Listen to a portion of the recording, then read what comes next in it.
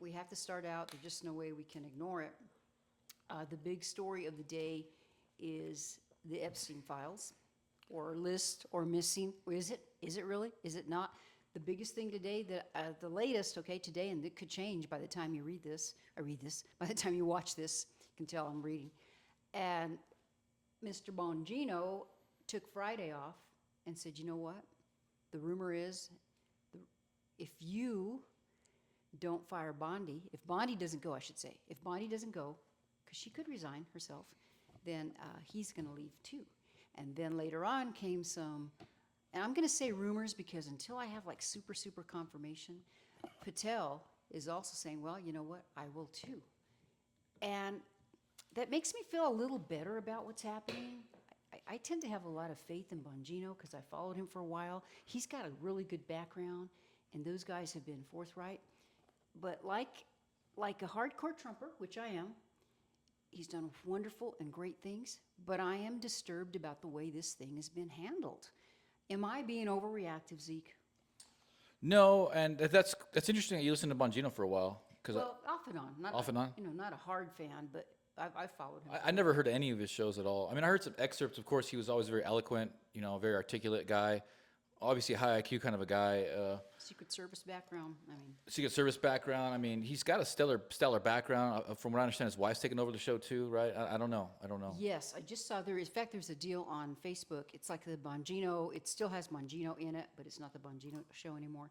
And actually, it has some pretty good updates. So if you want to check that out, that's on Facebook. I just recently found it. So I like Bongino too. He's been in there for a while, and a lot of people are saying that he's not going to be around for much longer. And right after that had came out a couple of days ago, here we go. We got Kash Patel and Bongino basically giving an ultimatum, right? Like, pretty much. And she's really on top, higher than them, I'll say, right? yeah, she's the general. She's the Attorney General. So a lot of people want to blame those guys, but maybe there's something that they want to do, but they can't do because your boss says you can't.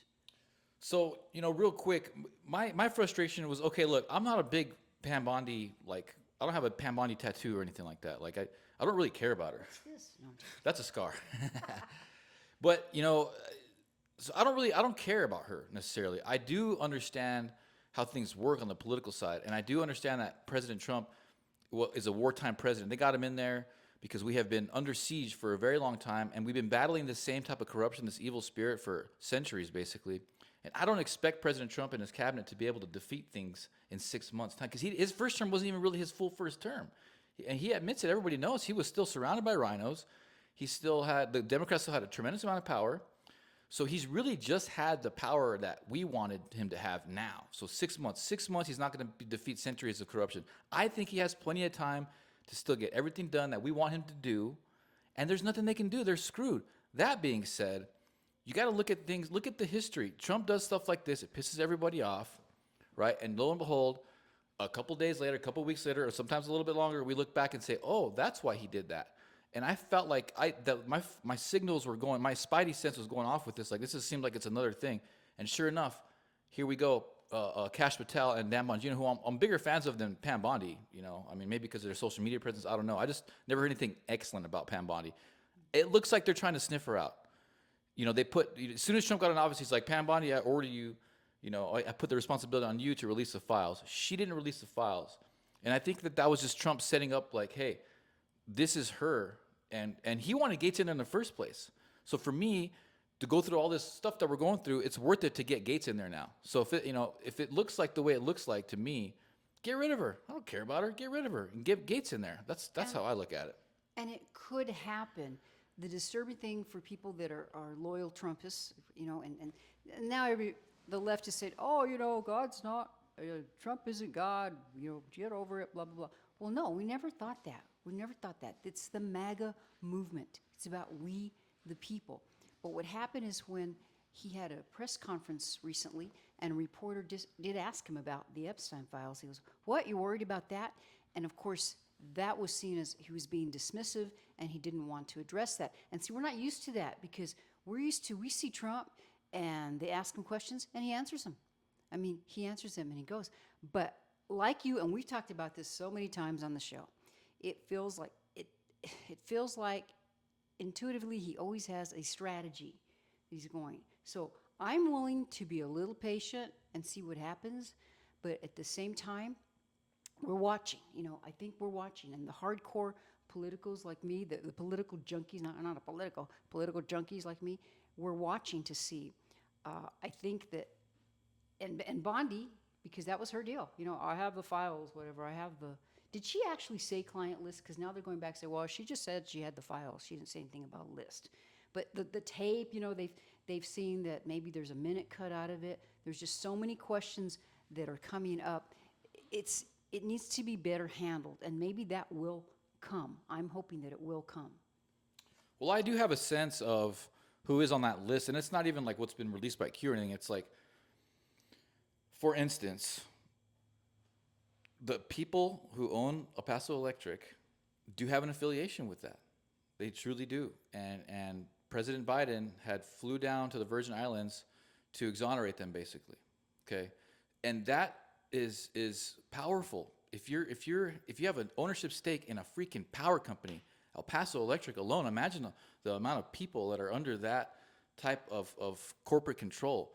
So those are the kind of people that are affiliated. Now, I don't know if they're on the list, but it's on record. They're affiliated with Epstein Island stuff. Okay, on record. So you're talking like El Paso Electric, and forgive me because I'm still relatively new. You're gonna make me say the name, aren't you? Okay. No, you don't even have to say the name, but El Paso Electric, because they're a major utility down here.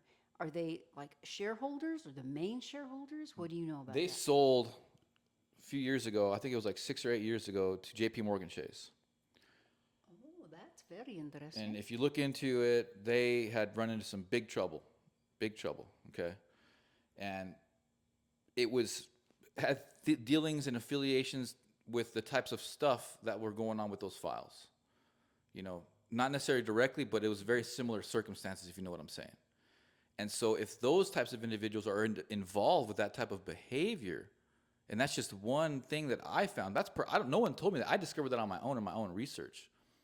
And yeah, I probably shouldn't be talking about that publicly, but hey, it's a great awakening, right?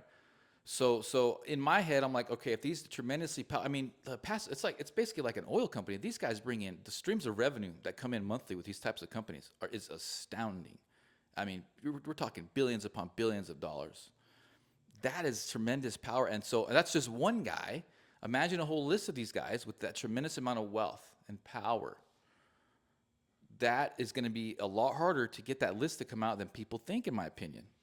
So what about, you're making me think, it could just be a way to prolong things and maybe analyze it a little better and little by little, because the main thing I believe, and I think that the hardcore people that support Trump and want to support Trump is justice, okay? We're after justice. If these kids that have been abused and misused, and it's terrible. It's bad enough abortions in our country, but it's just, we want some justice. And the rating, the approval rating for President Trump is down. The latest Rasmussen stuff that I saw, which really, if you think about it, it's not too bad, because I think he was over 50%, so now it's kind of reversed. It's 47%, I believe, and then 50% disapproval. But if you think about everything that's happened this week, that's really not too terrible. No, I mean, I imagine it's strategy. I imagine it's like, he's like, look, he came out on fire, highest ratings ever in recorded history, basically, and he's still got to get things done that people might not perceive as popular on the outset, on the face of it. So if I was him, I would leverage, world record or record-holding favorability to get some things done that perceptually might not be favorable to the people, but in the long term, they're going to be good for the people. So I think that's what they're doing. He's leveraging his political capital to get some things done that are, like I said, perceptually unfavorable, but eventually he's going to make up the ground, because look, guys, he's only been there 6 months. He still has 3.5 years to get things done and to boost those favorability scores up. So, I was telling someone who was just so upset and had been a hardcore Trumper, and now is ready to just totally throw the dude under the bus. And I think I asked the question, but still, would you have liked the alternative to be in there right now? Kamala Because Harris. we still have a big open border, And 6 months, 6 months of a more of the open border, forget about it. I mean, we're already in a world of trouble here in the United States, and all the other things that have tried. He has corrected. His administration has corrected. So it's going to we're going to be with this for a while. What do you predict? Do you have any specific predictions? Have you heard anything out there? Maybe you followed some stuff, because I try to follow things, but it is difficult. I listened to Jeff Prather's podcast, and I know I've talked about him before. It's the Prather Point. You can find him on YouTube, and I think he's back on Rumble too. But he still has a lot of sources, and he talks about, but the deep, and he stresses too, the deep state is deep. I mean, that's what they call it, the deep state. It's not something that you get rid of right away. And he even mentioned that, there's things that could be happening that we don't know about, extortion or threats that they have to deal with. And it's impossible for us to know. This is the thing too, I always have to remember. It's impossible for us to know everything that the president can know or other people can know. There's no way. We just can't. We don't. So we just have to kind of look at things and try to analyze them. But, who knows? Who really knows? Well, I mean, I have my own spin on things. I've been studying human behavior for a long time, and I have some really hardcore social media training too. And my biggest, sirens go off when I start seeing all the alternative media throwing Trump under the bus. Yes. It's over, blah blah blah, and it feels like they're just trying to artificially create this like tug, this tug that's going to be, Trump is horrible, this and that, and then essentially what you want to do is use that same momentum and come back the other way and bring joy and happiness and pride, because you can't be riding the wave all the time. You can't be on the top of the wave all the time. It's not sustainable for our biology. So the human mind always has to have this up and down, push and pull. And so I think that's what they're doing, because how quick is everybody to forget about all the stuff that we've achieved? That's what I'm saying. And it's big stuff too. This isn't no stuff to shake a stick at. Like we're actually pushing back against the border. We're building the wall. We're getting ICE agents. Okay, we're arresting judges. We're arresting child abusers at the highest rate in recorded history. I mean, this is big stuff, guys. So We have a budget surplus. we have a budget surplus. Amazing things are happening. But all this alternative media, all the mainstream media says throw them under the bus, forget about them forever. And all these people that I've seen follow suit with the mainstream media and the alternative media about throwing Trump under the bus. How quick are they to forget how far we've come and where we would be had Kamala Harris, implanted open border Kamala Harris would have been in office right now. So it's just, the ingratitude to me is what's frustrating. I was likening it, I can't remember who I was talking to, but, let's say you have a really good friend, you've been friends for years, this has been wonderful, you guys they have done wonderful things for you, loyal, and then something happens or you hear somebody say, did you know that so-and-so did this? And it's kind of unbelievable, right? You think, well, that's, working in politics as much as you and I have, there's always stories like that, right? So-and-so, this happened. So my thing is always, okay, well, did you go to the source? Did you ask that person? Did you check it out? Well, no, I know this person told me that, so it's got to be true. I said, well, I'm not saying that your source is bad, but if you can go directly to the source and get as much information, and, most of the time, there's a reason for whatever happened or an explanation that you didn't know about. But I felt like, especially if you've known that person or you've been in that situation for a long time, at least you owe them the opportunity to explain to you what happened. And maybe in the end, sometimes that things are true. That's okay. But you've got to have the sunlight out. I really believe that. And I think there's just plenty of time. There's nothing they can do. Okay, we are in control. We are in power, and a lot of it to me is just the art of war stuff. I think they're acting weak right now because they're really strong. This whole squabble between Elon and Trump, this whole battle with Pam Bondi and Patel and Bangino. I think I honestly think it's not all that serious. I think this is a very complicated issue. This is a centuries-old battle. They got it out in the open right away. He didn't run from it. President Trump, within the first week or two of him being in office, was starting to address this issue. So there's plenty of time to do the right thing here, guys. It's just not going to happen overnight. This is too complicated of an issue. There's too many dynamics going on. Globally, this is geopolitical because Israel was involved. And, America was involved. Other nations around the country around the world are on that list. It is global. You're absolutely right on that. And then what I always tell you, my mom's favorite saying, no hay mal no que bien no venga. Maybe all of this junk that's happening will purify things and eventually lead to the better. Sometimes you have to go through a lot of hell before you get to what's supposed to really be. So, That's right. and you That's got to right. keep, I was telling you got to keep praying, and in the end, we'll see what happens. So hang in there. I mean, I'd love if you guys are watching this right now. Feel free to put your commentary, because I'm getting to where when I look at a hardcore video that I like or something, I always try to kind of cruise the commentary, and that's very interesting. There's a lot of people that are pretty smart, or they think of something that I haven't thought of. So sometimes you can steal that thought, or at least help to analyze the situation. But I'm still a Republican no matter what happens, because as a Republican, the tenets, the way we are pro-life, we believe in having a secured border. There's so many good things, and the left has they've totally, I think, obliterated their party with what's happened with the Biden administration. So whatever happens, I remain a staunch Republican. Elon's thinking about, well, I think he already filed for the America Party or something. Third parties they don't work. I'm sorry, they don't work. And he may have very good intentions, but I remain a Republican until there's something to take me away from that party. Yeah, I'm not worried about it at all. And at the end of the day, guys, we have each other and we have God. And that's what we got. But President Trump, to me, he's still a hero. I think he's got plenty of time to do what we got to do with the whole file stuff. And that's just something that, look, I took a big risk. I did a couple videos on this on my personal Facebook and Instagram. You have been rocking, dude. Yeah, and I took a big risk. I could be going along with the mainstream media and the alternative media and throwing Trump under the bus and this and that, but I'm not. I'm being myself, and I'm having my own opinion, and I'm pretty sure I'm right. I'm not always right, but it's like, look, just give it some time, and we're gonna see. And we're already kind of seeing it.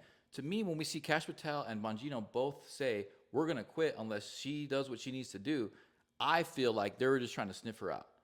And I think that's brilliant, because you got to do this a certain way. And so if they're going to put it on her, great. Like I said before, get rid of her then. And that didn't happen instantaneously. So possibly they were thinking, okay, we're going to wait a little bit. Maybe this will get corrected. And then, boom. Yep. So, and you talk about, of course, we want justice. We want to, it's a horrible thing with the Epstein situation. Horrible. But also, we still have, Tom Homan. I printed this out. Border Czar Tom Homan revealed the Department of Homeland Security has already located 10,000 of the approximately 300,000 migrant children that went missing under the Biden administration. Now, of course, you think, well, 10,000, that's not enough. But God bless you. But 10,000 kids, that is something. And under Biden, 300,000 were missing. That makes me sick. People are going to be more mad at Trump right now than more mad at the Biden administration for losing 300,000 kids. That's way more. That's 100,000 extra people than there are in this entire county alone. 300,000 children that we know of. It was probably triple that.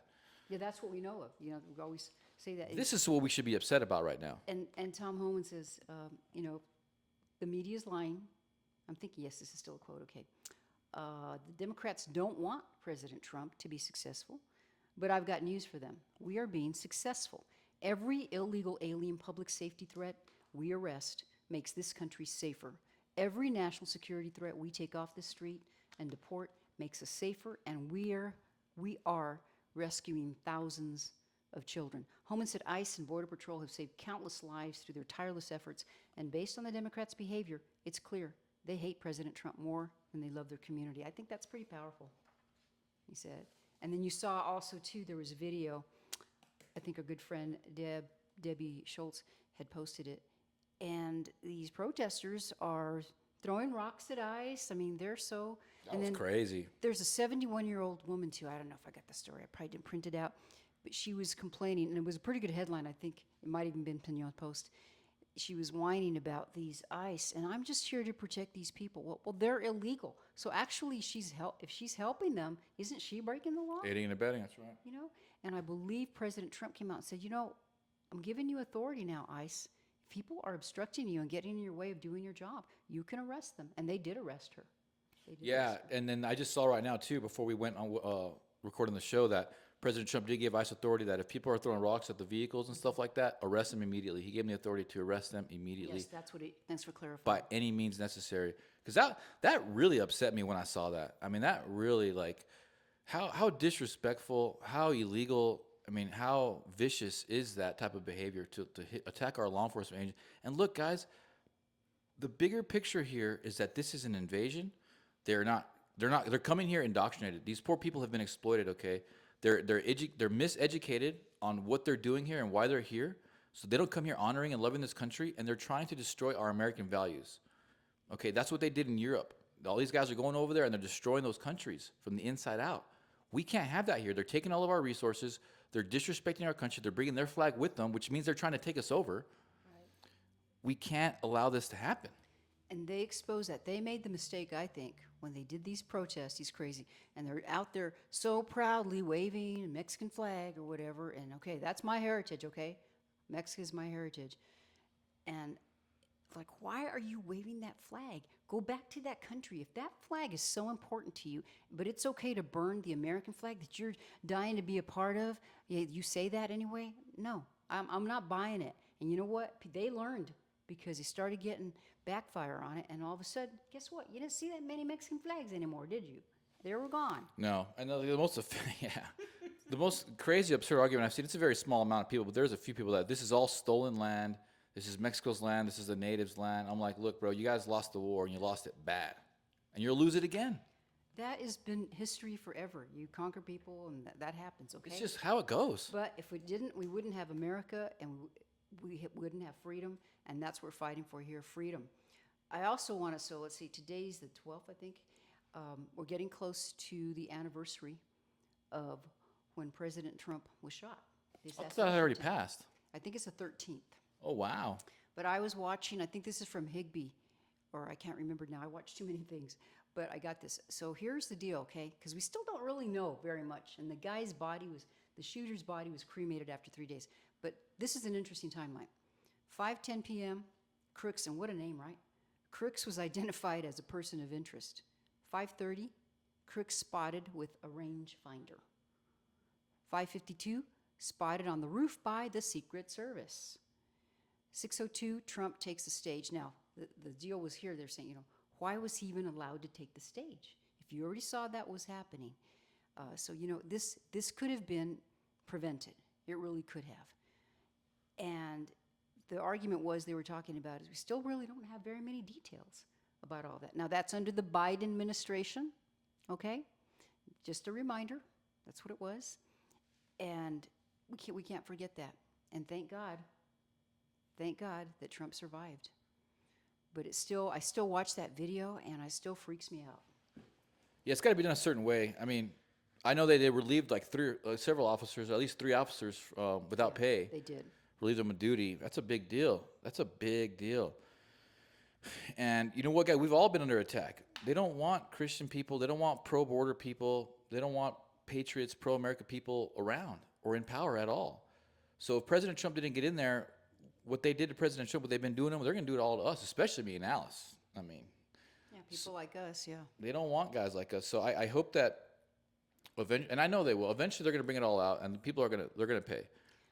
I think that sometimes, and maybe you think this too, the fact that there are, so many big mouths like us, we're out there, and it's hard for them to go after everybody. And one of my favorites this week, I think it was, what's the site, Southern New Mexico Conservatives that you've built? Oh yeah, Conservatives of New Mexico. Which is hitting, it's approaching 1,000. Is it hit 1,000 yet? Yeah, we're getting closer to 1,000. Fantastic. Yeah. So this gal, and forgive me, because I can't, her name doesn't come to mind right now. Maybe it will for you. She is out with the New Mexico gubernatorial candidate, Deb Haaland. Am I pronouncing her name right? Holland, okay. And this is such a cool thing. You've got to go there and watch it. I posted it. I think you posted it too. And so the gal is out and about, right? Probably some kind of rally. And Deb Haaland is there. So she grabs her like to hug her, to take a selfie. And essentially says, I'm here with Deb Haaland. She's running for governor of New Mexico. Don't vote for her. New Mexico doesn't need her. So then, of course, as soon as that happens, the chick leaves right away. But I thought that was so cool.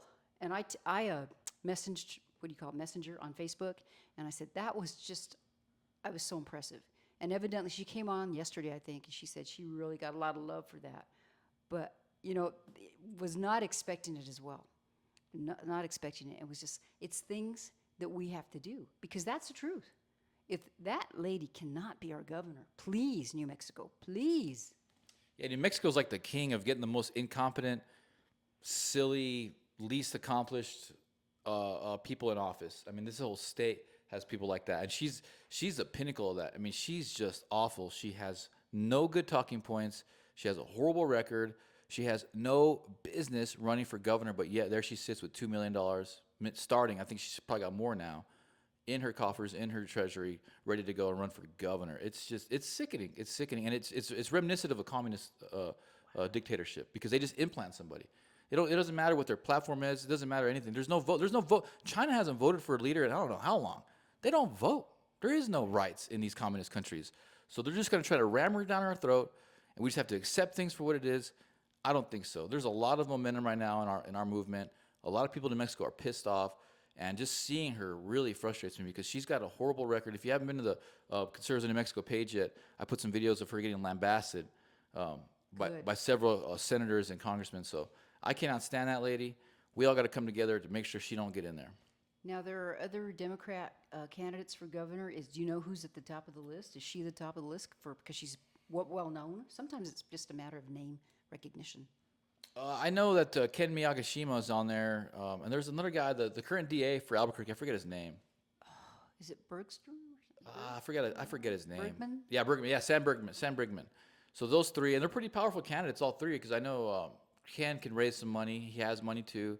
Sam Bergman, his son's an MLB player. He can raise money. He's got money too. He's current DA. Super Democrat though. And then there's Deb Haaland. So they're already campaigning really hard to my understanding. They're already out there hitting the campaign trail very hard. Well, they got to make up a lot of ground that I think is impossible to make up. There's no way New Mexico's gonna be voting for them. We're just getting started. Imagine next year, in the midterms, when President Trump needs more Congress people in office, congressmen, congresswomen, it's gonna be extremely hard to be a Democrat. It will be very hard. And Opinion Post, I want to give them credit because here's the deal too. So as a lot of you know, the national story here close to Las Cruces is Ruidoso had some major flooding. I mean, it's incredible. If you watched any of the video, houses were coming down. And thank you. A lot of people were texting me, say, Alice, are you close to that? And no, we're far enough away. And not the whole town village was not wiped out. But President Trump came through, and the New Mexico Democrats, while they acknowledged thank you for the federal government, they could not say his name. They could not bring it, to them to do it. So it says, I'm sorry, it's a little dark in here, so I'm going to try to read this. At least 3 people dead, including 2 young children. Between 200 and 400 homes were damaged or destroyed as torrents of water tore through the neighborhoods. I mean, it was devastating. It was really devastating. So thanks to President Trump's directed authorization, over $3 million in FEMA assistance and $13 million in expected USDA funding will now be deployed to and in recovery, which is great. This is a time, that's what we have FEMA for, to help out. But yet, our Democratic friends here in New Mexico, so Representative Melanie Stansbury, your girlfriend, right? Okay. She refused to acknowledge the president's role in approving the aid. Instead of thanking President Trump, she vaguely praised the federal government, refusing to utter his name, even as his administration delivered the critical help her constituents desperately needed. And fast. I mean, it came through fast. Our governor, same kind of deal, acknowledged federal government had reached and was mobilizing resources too. She too stopped short of giving the president Trump. And our own congressman, he's our congressman, Congressman Gabe Vasquez, another Democrat on the scene, offered statements of concern but little substance as residents continue demanding real action, not just photo ops.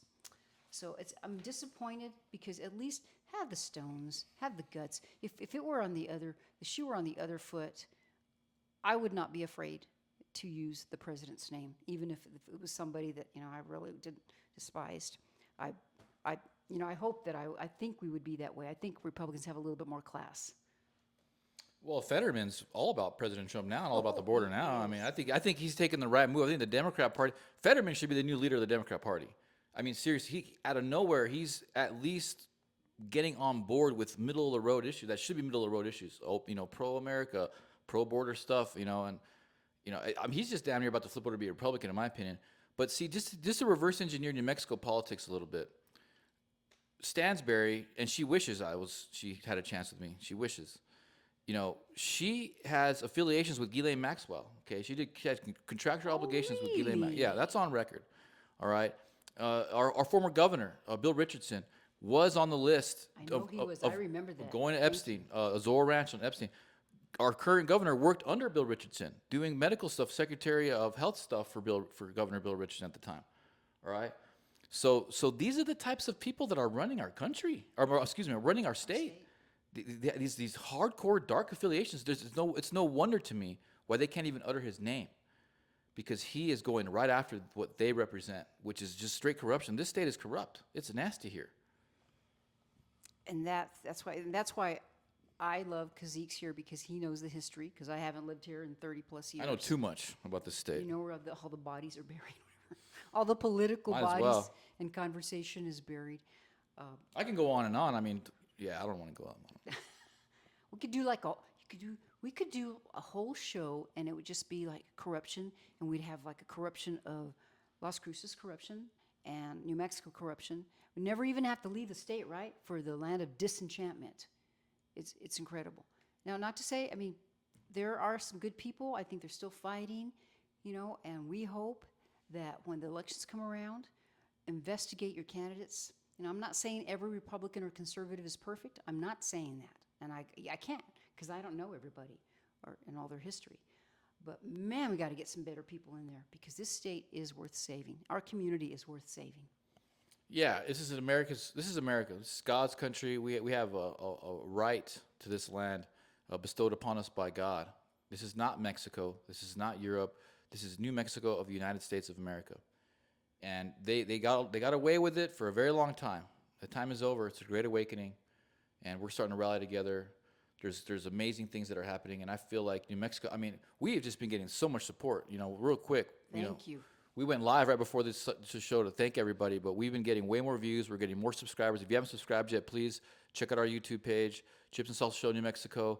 Our website is up as well, chipsandsalsashow.net, chipsandsalsashow.net. If you want to just get a quick link to see what our most recent episodes or our most recent clips, the website does that for you. So, yeah, we're just the tip of the iceberg.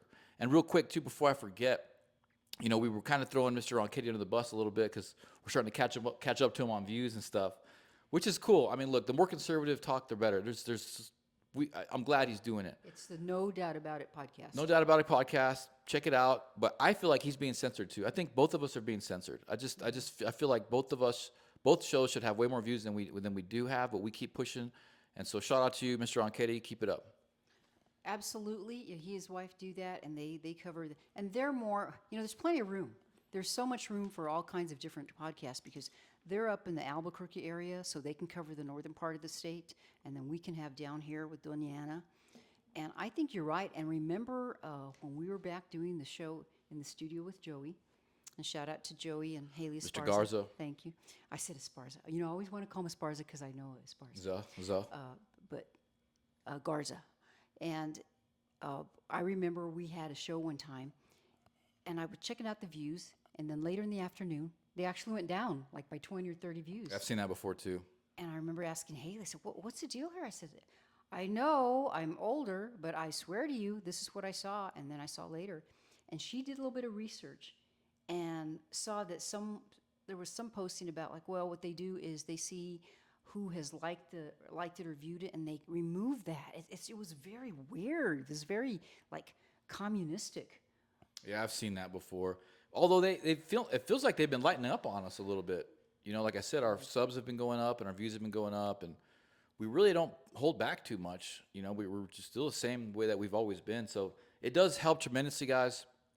When you guys share the post, you like the post, and you subscribe, the more the better. We're just here for the community. And yeah, I just want to bring that up real quick. And I just want to encourage more conservative involvement with the news, the media, and the community, because I think it's very, very important. And you can share it, and if you're not like a big social media person or something, what you can do is you can always just share the link, and if there's a friend or two that you think, they'd really like to hear this, there's something in it, just shoot it to them. I have friends in Arizona that I do that with, and some here too, and I'm kind of getting them spoiled because they get used to, and I don't mind, because that way you have the link and it's convenient, and then they can listen to it when they want to. But we really do appreciate you, Chipsters. Very much, very much. So as long as we're kind of going community-wise, anything you want to touch on before we transition into that? But You said transition. and you know what? I'm glad you said that. You know why? Because I was thinking about this as I was driving over here. Kind of the LGBTQ plus transition stuff is kind of quiet now. Have you noticed? Super quiet. On that topic, can we go? I'm going to go super local real quick. That's fine because that's our next step. It's a good segue to our super local, because I have, someone that I grew up with in high school, and he's been close to a lot of the people that I still am very close with.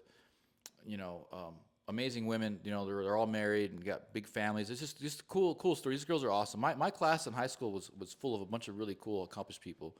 What year did you graduate? 2003, Oñate. Wow. And there really was a lot of really accomplished people, going to the U.S. Air Force Academy. People are still, serving as officers in the Navy. And these women who are very accomplished here locally. But anyway, one of the cheerleaders that was on the squad, he was gay. My generation it's totally different. But like he was just cool. He wasn't like the way they are now with It wasn't like in your face, over the shoving top, it no. down. You must do this. Totally different. But anyway, he's a very successful salon owner here locally. I can't say any names, but yeah, he had gotten attacked pretty brutally in a local area. Did this happen? This happened about a month ago. And no, I haven't heard anything about that. Yeah, and he was attacked. He was brutally. He almost died. All right, they cut his face up real bad. They cut a couple of his arteries, and he almost died. One business in the area refused him service when he was bleeding to death. They wouldn't call the cops, and they told him, "Don't get my windows dirty. Don't get my windows dirty." And so he had to go over to another, chain, a little franchise, and they actually got the ambulance. And they barely say he gave himself a tourniquet on his artery on his arm. The only reason why he even survived was because he tourniqueted himself. But his face is maimed. This individual that did it has been doing it in Las Cruces and around the country for years and has never been caught. All right. And so I'm upset. Okay, the LGBT community, who's what the Democrats are supposed to champion, hadn't said a word about this. Okay. And these are the same people who are trying to handcuff the police officers and doing their job with the policies and regulations that they put onto the police department via the city council. And they're supposed to be championing LGBTQ community and rights. Here's one of yours, and you don't hear a peep about it in the news. And you haven't heard about it. A lot of people haven't heard about it, but I have. I have several people reach out to me, ask me to do something about it, to help with the situation. And in the police department's defense, from what I understand, they have been very, very helpful, very, very loving and caring, and with his mom and his whole family, and getting him through this. And they finally got the guy. They did catch him. They did catch him. It took a while, but they finally got him. Do they know motive or anything? He's just a sick person. He's just a sick person, and he's been doing it for a long time. And there's dark alleys in this area in this city that a lot of these crazy people hang out at. My business was subject to that too for a long. I recently got lighting and we got security here. It made a world of a difference.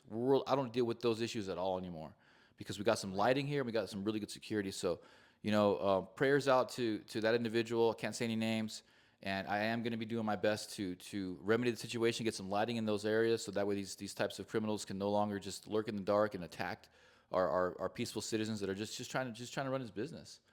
No one deserves that kind of treatment. So I don't care who you are. Nobody deserves. That's horrible. The perp used a knife. He didn't Yeah, try to shoot him. No, it was a knife. It was like a bigger knife. He was in his car getting some stuff, something like that, and then he jumped in the car with him and just starts proceeding to slice him up. And his face. In his face. And this guy's a good-looking guy. He's a salon guy, so he makes his living off of being, being attractive and selling that to his clients, right? I mean, it's just part of the game. It's business. But apparently he'll be okay. The scars will heal, and he'll be okay. He can be able to cover them up eventually in time. But it's just it's something that he got maimed. He got maimed. That's horrendous. And he almost is died. Is business okay to keep going? I don't know. I met with one of the individual's friends recently, and he's still pretty devastated by everything. I'll get more insight on the business and everything, but I'm going to be doing what I can to make sure that doesn't happen anymore, and that this individual is exposed. And just, thank you for the police. The police department's been great lately. Chief Story, you're doing an amazing job. We've got a great police department. I and mean, they've got so much stuff they have to do and work with. Yeah, in the face of this city council has just been running amok, this police department, police chief Story, they've been a great job for the community as much as they can. I imagine if they got a city council that actually supported them, man, we would have, again, like we had before in the past, one of the safest cities in the country. We literally had one of the safest cities in the entire nation. All right. And we can get that back pretty easily, especially with men like Chief Story involved. So I just want to bring that story up real quick because that's super local news that will be coming out soon. I'm going to do my best to make sure it comes out because we got to protect our community. I don't care about, nobody deserves that kind of treatment. I always, I've always been cool with gay people. That's not a big deal to me. This LGBTQ movement is totally different, and especially when it comes out to kids. When it starts going after kids, that's when everybody has a problem with it. That's when I have a problem with it. But you can be gay, do whatever you want in private home. I don't care. There's a lot of gay Republicans. It's great. Sure. Who cares? Log cabin Republicans. Yeah, who cares? But that just, when you told me about that, I'm like, I didn't hear that story anywhere. Nope, you don't hear about it. Something like that, about it, or someone knows. This town is still small enough of 115,000 people that doesn't even necessarily have to be on the news, the local news. That really disappoints me that it wasn't on there. And again, like we always say, that's a story we happen to know about because you knew the guy and you heard about it. How many other things have happened that we don't know? Did you hear about this, in fact? And blessings to him. I want to pray for him. So he's your age. And was a Yeah, successful my age, business exactly. man. Yeah, we're about to be 40. Yeah, it just who deserves that? Yeah, it's got to be horrible. I can't imagine that. I mean, it's so devastating. And you know what? That's the biggest fear I had here in my office. Because I work late sometimes. I'll work all night. And I fear that I'm going to walk out and someone's going to jump out of the shadows and come after me, and it's that's a nightmare. It's a nightmare. We can't have that, guys. We can't have that. You shouldn't have to do that, but always have the situational awareness. You have to have that. Yeah, I'm glad that I'm able to tell you guys this so you can be careful. You're in Las Cruces, you're in the streets, you're in a kind of a shady area, and this is in the El Paseo area. You guys know that's a rough area. So just be careful out there. Was this a nicer area of Las Cruces? Can you talk about? No, it's where El Paseo. It's right there, by Walgreens. Oh, it was okay. By Walgreens That's El a rough Paseo. area. Yeah, it's a rough area. And I have a good insight. I'm not going to say it in public yet, but I have a good insight as to why it's so rough now. I know why it's such a rough area. And it's because this one alleyway that's in that area it's a really long alleyway that's dark, super, super dark. And so that's a prime place. It's just like my office, a prime place for these guys to deal drugs, to engage in whatever they want, to do drugs. I've caught them doing drugs out there. I've seen some wacko stuff going on right here behind my office, and it's so freaking sad. For anybody to say Las Cruces is a great city, everything's doing great here, you're delusional. Las Cruces used to be a great city. This city is falling apart, and it's looking more and more like Albuquerque every damn day. Well, back to that area that you're speaking of. When I was growing up here in my high school days, okay, that was like the primo place, man. It was nice, and just moving back here, things have really changed. It just really changed, and it breaks my heart. It breaks my heart, but that's why we're not going to give up. But along those same horrendous lines, maybe you heard about this. I just kind of caught this because I was scanning through. I don't look at the Las Cruces Sun News every day. I do like the digital thing. It comes through my email. But this story caught my eye. Las Cruces police investigate there's an apparent murder-suicide in the Sonoma Ranch area, which is, that's one of our really nicer areas, more exclusive. I never heard about this. See, you even haven't heard. So this came out, it says July 10th. Police department investigated an apparent murder-suicide. This occurred July 8th, Tuesday. According to police, shortly after 4 p.m. on Tuesday, Las Cruces Police and Fire were dispatched to the report of 2 gunshot victims inside a home on the 2200 block of Sun Chaser Place in Sonoma Ranch. Arriving officers found a man and a woman who were dead inside the home. Las Cruces police identified the pair as 60-year-old Raymond Gonzalez and his wife, 57-year-old Michelle Gonzalez. Both appeared to have gunshot wounds, the police said. The department provided no other information about the incident. The cause of their deaths will be made by the New Mexico Medical Investigator's Office, police said. So I haven't seen anything about that. But it's called murder-suicide, so, maybe it could have been who knows? We just don't know. Yeah, that's really sad. I'm going to check something real quick. But these things always freak me out. I'm just going to keep talking. And you never expect things like that. And it's, the communities aren't, things could happen anywhere. They really could. You always hear about these retirement communities having a lot of suicides and stuff. I know Picacho Hills kind of have that reputation. Law enforcement responds to a lot of suicides out in that area. And I've had conversations about that. You speculate. It's like, look, we evolved from hunter gatherers, and evolutionarily we've been a social species. And so when you get cooped up in your palatial mansion, where there's no real neighbors and stuff, and you're just alone for long periods of time, and who knows what types of medications you're on or how much alcohol you're consuming, you get depressed. And we don't know. And I had a good radio friend that, he and his wife, we thought, had everything going on. This is in Phoenix. And that was, those of you that are watching, you'll remember, was Bill Haywood. And Bill Haywood, he was this big radio star. He really was. When I moved there, I didn't know about him, but I remember our technical engineer, the board op, was in awe that he got to work with him because he was such a big deal. Well, he eventually left the radio station. He was doing other things with his wife. His wife was I think she's kind of like a talent agent person. And I saw them later at some kind of event. But they evidently had a suicide pact, and they found them both dead. So things like this do happen. And I will at least give credit to the Las Cruces Sun News because they did cover the story. But again, had I just not been scanning, I would have never heard it. Maybe I need to start watching KRWG for the local news. I don't know. I hate to have to be, We're your local news now, Las Cruces. We are now. I'm just sure, and it happens because I'll say, did you hear about this? No. 99% of the time, the papers say, no. What happened? Where did that happen? Or I know that person, things like that. So hopefully we'll find out what actually was the deal with that. It's just so sad. Very, very sad. Well, go ahead, sir. Well, let's get into chemtrails and cloud seeding really quick because that's been a big issue as well. It's kind of like when we went through with the shooting at the Young's Park. It's like, when it rains, it pours. It's literally when it rains, it pours. Pun intended. Pun not intended, but in retrospect, it was pretty fitting. So yes, the chemtrails in New Mexico are brutal. I've noticed them for a long time, and they're very toxic, guys. There's a lot of metals and stuff they put in there. Who knows why they're even doing it? It's like they're spraying us like cockroaches. And then there's cloud seeding, weather control. I saw an interview with Owen Schroyer, the CEO of a cloud seeding company in Texas. The one that they were trying to accuse of. I saw an interview with a guy from there too. I don't know if it was the same. He's young. He's only 25 years old. Brilliant guy. Very young. He looked very young. Yeah, super smart. Obviously, super smart. But it was impossible for him, from what he says, for him to Yeah, it wasn't. They had done it the 2nd of July, if I remember correctly. Yeah, but then there's other ways to control the weather too. With other states banning this practice, the chemtrails and the cloud seeding and stuff, I think we need to start looking into that too. Of course, we have a hardcore blue Democrat government, and they hate this country. There's a couple of good Democrats out there. I've seen them, and you can look at their voting record. They do vote traditional values. There's a couple of them. It's probably 10%. And they probably think they have to be Democrats to get voted on. And sometimes you think, well, there's a lot of that. I understand. There's a lot of that. The guy that I saw this morning was Augustus Dorico. D-O-R-S. I don't know. I don't remember the guy's name. I just know he was super young. And they were asking him about that. So I went ahead and I just made a quick copy. He said, the last seeding mission prior to the July 4th event was during the early afternoon of July 2nd. But he talked about that because they do that, and because they're trying to get more rain. And I'm going to try to follow this guy. But horrible Texas floods. My goodness gracious.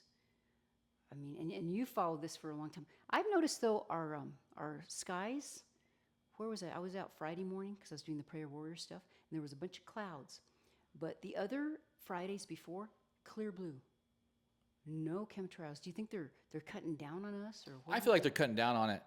And from what I understand, too, with this weather control stuff is it's like there's no such thing as a free lunch. So if you want to get rain somewhere, hardcore rain, you got to pull that moisture from other parts of the area. And so we've been going under some pretty serious drought in this area. And then all of a sudden it gets bombarded over there in Ruidoso. I mean, it gets hammered. Ruidoso's been getting hammered. I mean, they're trying to get you to leave. Big time. And then the fires that we had previously, so what do they call them? Burn scars or something? The burn scars, it doesn't soak in the water. So it just floods right through, It just goes through. They're trying to get you guys the hell out of there, just like they did in Hawaii and LA, I feel like. And New Mexico in general, they don't want people to come here. They've just discouraged business. And I've talked about it before, but in the early 80s, they invested in these cities in the Middle East and in China. in the early 80s, and now they're just super massive metropolises, futuristic cities. Imagine if we had gotten that investment here in New Mexico, here in Las Cruces. This state could be one of the most awe-inspiring states in the world with all the resources that we have here. But no, they don't want that. They don't want that, and that's not right. We're going to fix that. We're working on that right now, peacefully. We have to fix it. There's other things, the medical doctor thing of, oh, by the way, somebody was saying they were very concerned because of the cuts that Trump was doing and our hospitals, they're going to go out of business. But I saw, and I'm going to get the figure wrong, but something like $50 billion is what they said. They are on purpose giving that to the rural hospitals because they know that that's important. If you live in a rural area, hospitals are hard to come by. That's where it's lacking the most, the care. They all come to Las Cruces, and the doctors are leaving more than they're coming. So, yeah, the medical care here in this state is brutal. And if you're going to play in the medical game, you got to be super left. The doctors and the medical boards, man, they have a lot of power here. They have a lot of control. And a big way around that is to just learn how to heal yourself. Get into functional medicine, get into natural healing. You don't want to be dependent on these guys. I'm sorry to say, but Western medicine and largely is fallible and is dangerous in a lot of ways. It has been for me. And don't you think, too, that they are very restricted? Because, like, I know I have experience with my own husband, and, getting the proper meds, it's so controlling. And between Big Pharma and the government regulations, and we're hoping that RFK is still working on this. I just heard, so one of the things that RFK Jr. wanted to do is take the advertising of because if you watch any TV, especially if it's something like a Fox News, they know that the boomers are watching it. What do you see? I usually don't watch the commercials. I record everything. But it's like commercial after commercial, a drug I never heard of. They're just pushing it for whatever. Sometimes I'm so intrigued by the commercial, I'm like, well, what was that a commercial for? I have to go rewind it and see what it's for. But there was a complaint, whatever program I was listening to, that he had not done that yet. But also the point was made, so you can say, okay, I'm going to ban these medicines, Big Pharma advertising their medicine, their drugs on TV. But now it's just not actually television. I mean, they're everywhere. They're YouTube, social media. I mean, you'd have to do like a big broadcast ban. Would it work? I mean, No, that wouldn't work. It's not. Look, we're rising up. It seems a little weird right now because of what's going on with Pam Bondi and all that, but I think, again, it's a huge distraction. So just hang in there, everybody. The golden age is coming. Trump hasn't even got a hold of the economy yet. Wait till that hits. Then it's going to be. Oh, isn't he going to do tariffs also on Mexico? I saw. I hope he does. I say tariff everybody. There's a lot of people that bet against us, guys. They bet against the people of America. They bet against this country for their own personal selfish gain, and they're not even good countries either. They're just oppressing their people with all the money that the corrupt Americans were giving them, and they're just banking on us failing. They want America to fail, and those who bet against us, they need to get punished. You're going against God's people here. It's God's land, and this is our future. This is still the best country in the whole world. And what makes it so is because of the freedom that we have. And we just can't let that be taken away from us. We have to remember we the people. And if you're concerned about something, call your representative, even from the local level to your congressman, to even the president's office, because it's still we the people. And that's why we've gotten to these, it's kind of a, it's a disturbing time, but it's also an exciting time. But it's up to us. The reason we've got to this point is because we haven't been paying enough attention and haven't done enough. So I'm going to give you guys some hardcore value here real quick and how it works with the city council and our local government. So for one, the city council race only comes down to about 900 votes to 1,000 votes. You can take a city council seat with 900 votes to 1,000 votes, and we only get like 10% people show up to vote. So those seats are actually pretty winnable if you can get a good candidate in there and get a rally behind them. Number two, in Rio Rancho and Las Cruces, I'll speak to specifically, the city managers are who run the show. They're the ones who write the ordinances. They're the ones who have all the control. For Las Cruces, our city manager makes $250,000 a year, basically.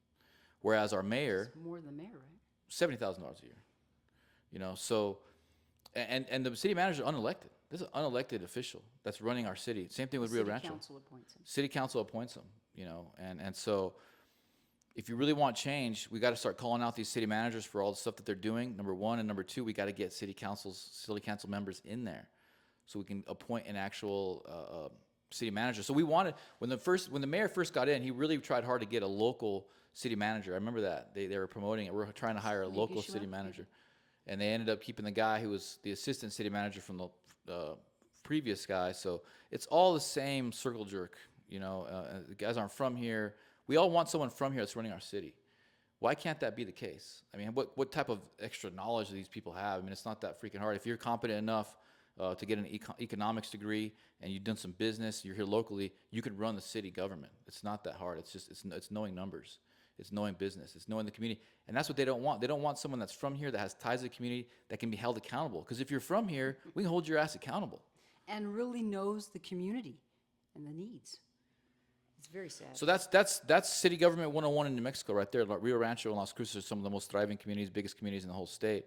And if you want to know why things are getting worse in Rio Rancho, because they are, you want to know why things are getting way worse in Las Cruces, because they are, that's why.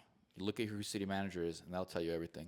And aren't we, Las Cruces, Albuquerque is the largest city in the whole state of New Mexico, and we're number 2, I believe. Yeah, we're losing to Rio Rancho soon. Rio Rancho's going to be beating Las Cruces here pretty quick.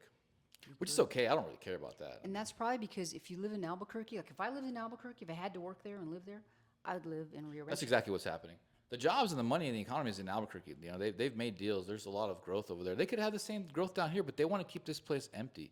For whatever reason, they don't want us to utilize our own resources here in southern New Mexico. We'll find out why that is eventually, and I'll tell you guys when I do, but I don't fully know. I mean, maybe it's probably just for control and money. It's always usually goes back to the money. Right, I mean, it's follow the money. Follow money. It's true, follow the money. But we do have an election coming up in November, and pretty soon I think all the candidates will be announcing, which to me is not very much time, but it is what it is. Are there any updates as far as our local party or any events coming up that you want to talk about? I know there's a Stuff the Bus event today. That was this morning. So It might still be going on. Shout out to you guys who have participated in that.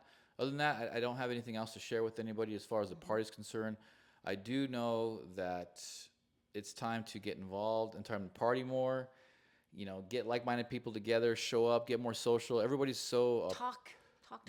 Be like social. Like everybody's so occupied with their cell phones right now. I mean, people can't even stand other humans anymore.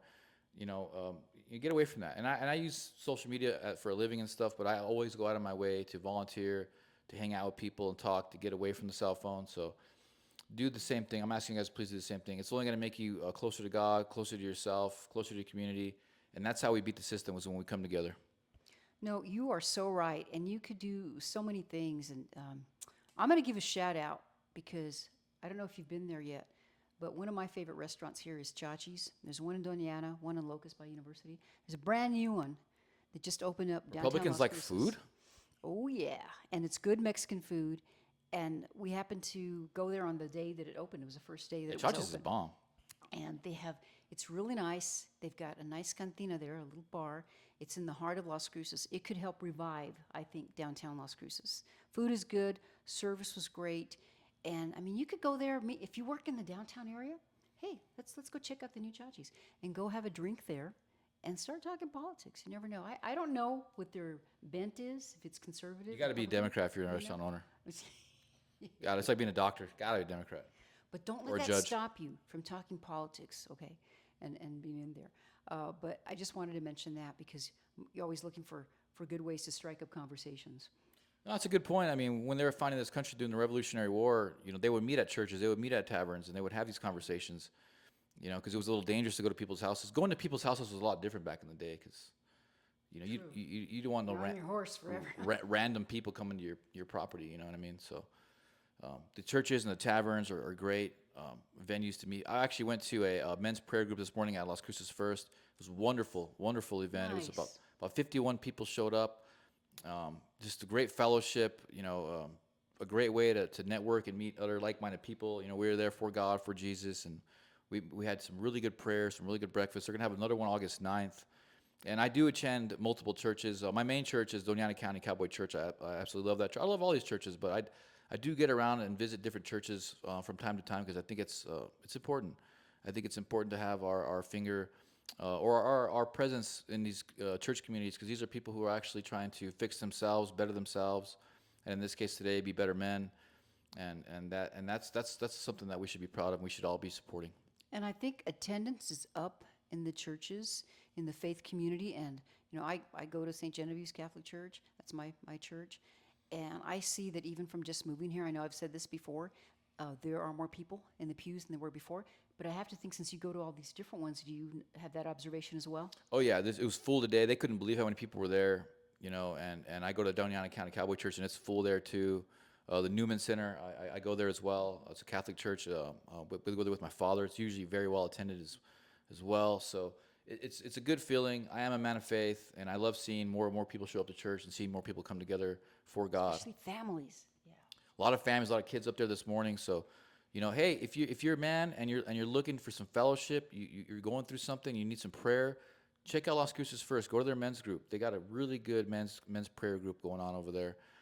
They were there for me when I went through a hard time some years ago. So I always try to support them as much as I can. I actually know some of the pastors there. I work with some of them now.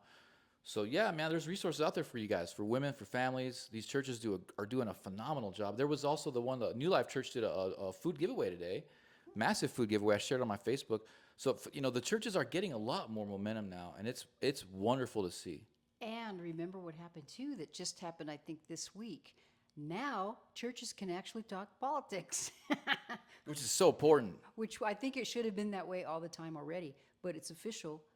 Trump put out there, if you want to talk about it or endorse candidates, should never have been shut up. But these poor preachers, they were so afraid. They're afraid that they'd come after him. And they did in the Biden administration. Remember, they came after the Catholics. They did. So there's another one. There's another good thing that happened.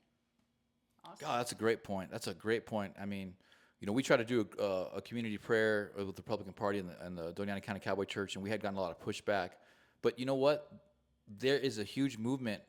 There was a huge movement at that time, and even more so now, even so much so that President Trump had put that, Right.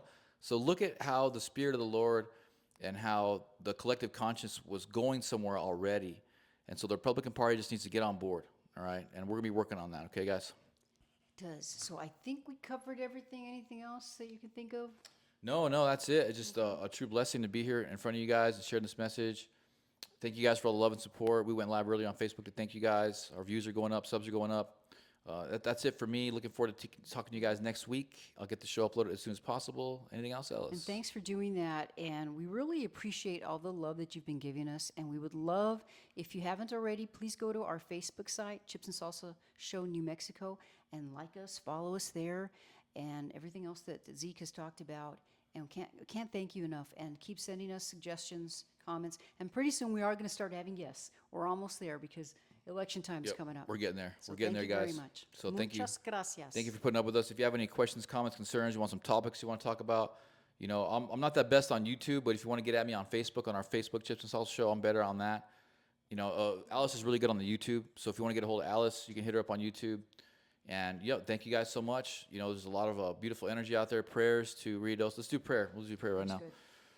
So, Lord Jesus, we pray for all the families and all the children in Ruidoso and in Texas as well. All of the horrible things that they've gone through. I pray for those who move on to the next life with you, Lord. I pray that they meet you in heaven, Lord. And I just pray that in the future that we're able to avoid these types of situations and to spare lives, and that our government does a better job making sure that this doesn't happen again, Lord.